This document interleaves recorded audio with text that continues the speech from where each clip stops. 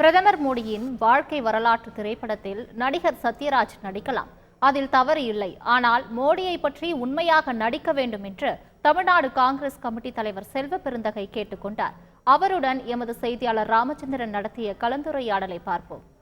தமிழ்நாடு காங்கிரஸ் கமிட்டியின் தலைவர் திரு செல்வ பெருந்தகை நம்ம இருக்கிறார். அவரும் சில கேள்விகளை முன்வைப்போம். சார் வணக்கம் சார். இந்திய பிரதமர் திரு மோடியோட வாழ்க்கை வரலாறு திரைப்படமாக உருவாக்கப்படுது.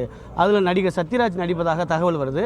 இதை நீங்கள் எப்படி பார்க்குறீங்க? அவர் பெரியார் படத்தில் நடித்தவர், நாத்திகம் பேசுவார், அந்த படத்தில் நடிக்கக்கூடாது ஒரு எதிர் விமர்சனம் வருது. உங்களோட பார்வை என்ன சார்?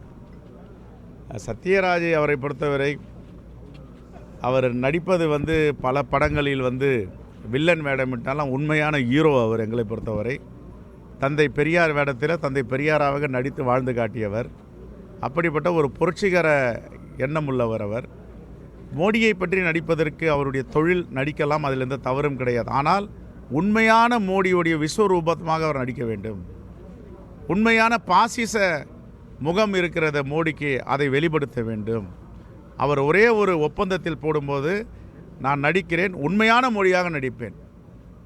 மக்களுக்கு கொடுத்த வாக்குறுதியை நிறைவேற்றாத மோடி, பெண்களுக்கு எதிராக பேசும் மோடி, ராமரை கையில் வைத்துக்கொண்டு அரசியல் பேசும் மோடி, இந்து மகா கடவுள்கள்லாம் இஸ்லாமியர்களும் இந்துக்களும் ஒன்று என்று மிகப்பெரிய ஒற்றுமையோடு இருந்த காலங்களை எல்லாம் மறைத்து பிரிவினைவாதத்தை பேசுகின்ற மோடியாக அவர் நடிக்க வேண்டும்.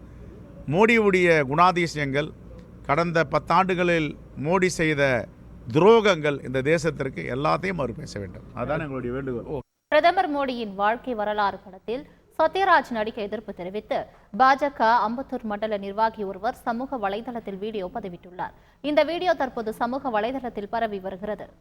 மோடிஜி மாதிரி நடிக்கிறதுக்கு 1% கூட தகுதி இல்லாத ஆள் சத்யராஜ். சத்யராஜோட எண்ணங்களே வேற. சத்யராஜுக்கும் இந்த படத்துக்கும் அந்த மோடிஜிங்கிற கேரக்டருக்கும் சம்மந்தமில்லாத ஆள் சத்யராஜ். அதனால் இந்த படக்குழுவினர் தயவு செய்து சத்யராஜை அந்த படத்தில் மோடிஜியாக நடிக்க வைக்கக்கூடாது. அதுக்கு போல் வேறு யாரையாச்சும் தேடுங்க, நல்ல ஆளுங்க கிடைப்பாங்க, கண்டிப்பாக கிடைப்பாங்க.